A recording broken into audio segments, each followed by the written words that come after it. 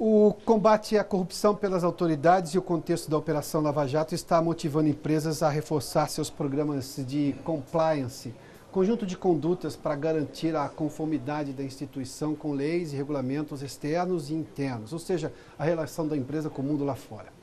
4 anos depois, o que mudou na visão dos empresários e na estrutura das empresas que foram extremamente envolvidas, aliás, elas foram em alguns casos precursoras de vários escândalos.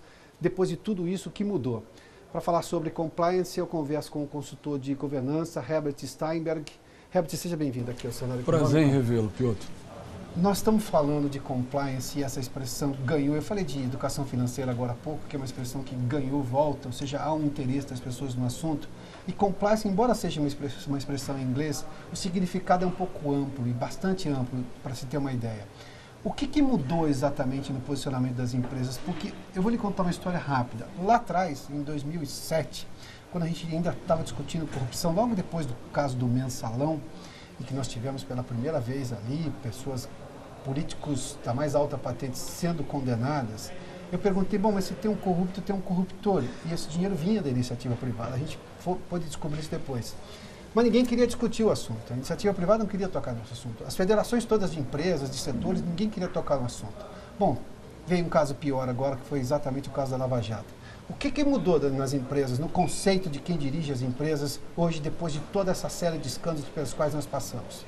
Piotr, a primeira coisa é uma ação reativa, até assimétrica, em relação a criar todo o arcabouço para inglês ver ou para estar alinhado com as regras chamadas boas regras de governança. Então, é comum, quem pisou na bola vai procurar estar absolutamente alinhado às regras. Então, quando você olha, existem manuais, você avalia, você olha, você investiga dentro dessas empresas, há algo de comum nelas. Elas todas adotaram rígidos controles e rígidos expressos processos de compliance, ou seja, de alinhamento a regras, especialmente do que se chama boas práticas de governança. Na prática, não mudaram na sua essência. É uma ação pendular. Isso não faz melhor nem pior, é apenas um fenômeno. Como acontece quando cai um avião, quando incendeia um prédio, o que você vê, a reação imediata, é uma ação rígida, explícita, publicada, publicidade, se dá publicidade de que você está reagindo àquela situação.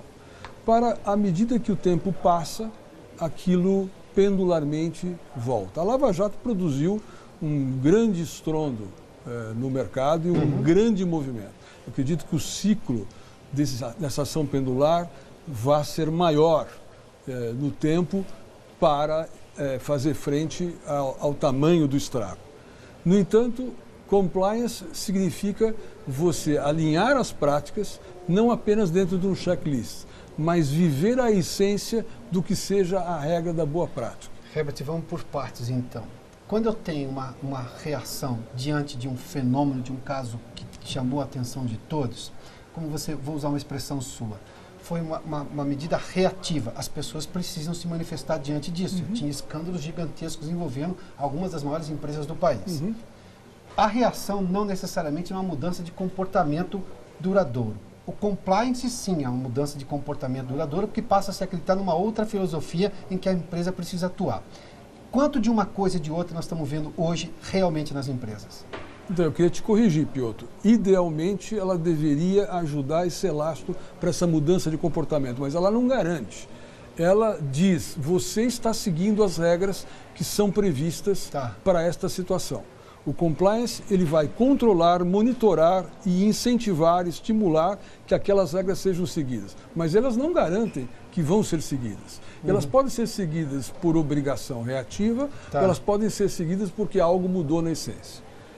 Hoje, seria injusto dizer que não existe um genuíno interesse das empresas que passaram pela Lava Jato de se corrigir, especialmente quem ficou lá, quem está pagando o pato, tá certo?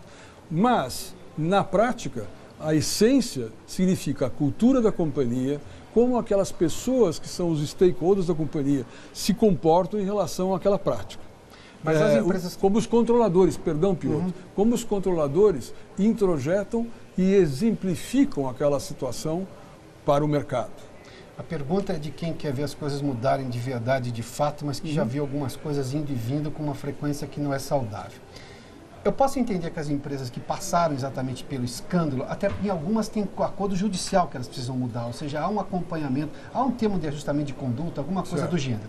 Essa tem duas pressões, talvez porque é um desejo agora da companhia e também tem uma pressão judicial, senão ela perde o benefício e da de sobrevivência. Judicial. Exatamente. A questão comercial também. Certo. Agora, não raro eu tenho também, aquelas empresas começam a mudar, mas aparecem outras sem esse tipo de compromisso. Quanto que no imaginário, no coletivo das empresas e do empresário brasileiro, essa lógica do compliance agora, digamos, chegou para ficar? É possível quantificar isso? É possível. Eu quero que você entenda, você, os espectadores, o fenômeno que o compliance é um instrumento pavimentador de uma situação em que você vai ajustar comportamentos e, portanto, vai ser percebido como alguém que é um protagonista de ações alinhadas com estas regras chamadas boas práticas. Isto é aquilo que se deseja e o que se espera desse processo. Ela não é suficiente, ela é necessária, mas ela não é suficiente. Esta mudança, ela precisa sofrer mudanças intrínsecas no controle, na forma de estruturar seus valores e de perpetuar esse novo modus operandi. Eu diria, respondendo objetivamente, de forma subjetiva a sua pergunta, meio a meio. Ou seja, todo mundo tem uma vontade grande de mostrar estar alinhado com as regras e atendendo todos os preceitos do ajuste de conduta que assinaram e dos acordos de leniência, que seja.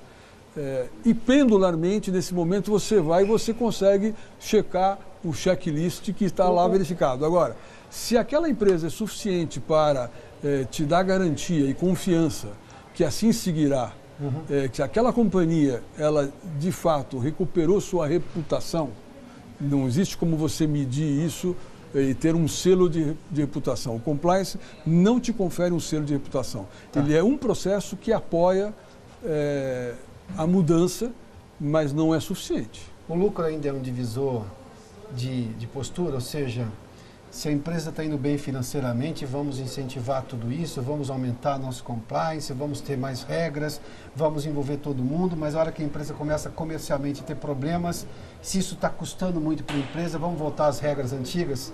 Porque quando as empresas se comprometiam a questões ambientais ou de responsabilidade social, lá atrás, eu me lembro que eu cobri isso com muita frequência, quando a empresa tinha algum problema financeiro, o primeiro corte vinha nisso. É um ponto muito bom que você levanta. Você nunca ouviu o CEO ou um acionista criticar um programa de qualidade. Sim. Já aprová-lo alinhado a um aporte de investimentos é uma outra história. Você nunca viu alguém metendo pau num programa de sustentabilidade, não estou falando de programas marqueteiros verdes, estou falando de programas de sustentabilidade, de geração de valor. De fato, não tem ninguém criticando, mas você precisa ser coerente na estrutura que segue. O compliance é o mesmo fenômeno, a governança é o mesmo fenômeno. Você, de um lado, não tem ninguém criticando, mas para que aquilo fique enraizado na companhia, pressupõe uma mudança cultural. Essa mudança cultural de essência, de ser e parecer. Não adianta só parecer. Muitas vezes, Piotr, não adianta também só ser. Porque você precisa, galinha põe ovo e canta, né? Então você precisa dizer aquilo que você está fazendo. Claro. Acho que a gente está mais cantando do que fazendo. Eu não sei se tem ovos lá embaixo da galinha. Herbert, obrigado. Foi um prazer, hein? O prazer foi todo meu. Obrigado por estar conosco aqui no Cenário Econômico. Da mesma forma. forma. Bom, o Cenário Econômico termina aqui. Amanhã nós estamos de volta. Obrigado pela sua companhia, pela audiência. Boa noite. Até amanhã, hein?